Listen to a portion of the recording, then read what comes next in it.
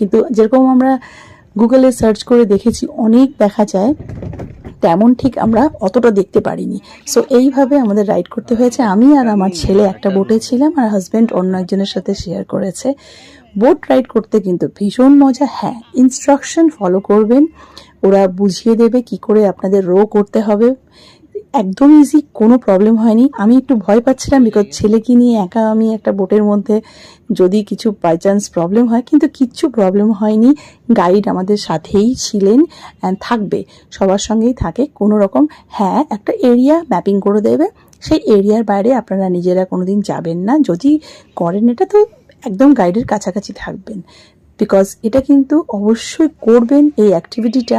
Snorkelling, scuba diving ওগুলো কিন্তু আছেই, ওগুলো খুব ভালো, বাট দিস অ্যাক্টিভিটি আমাদের ভীষণ মজা হয়েছে।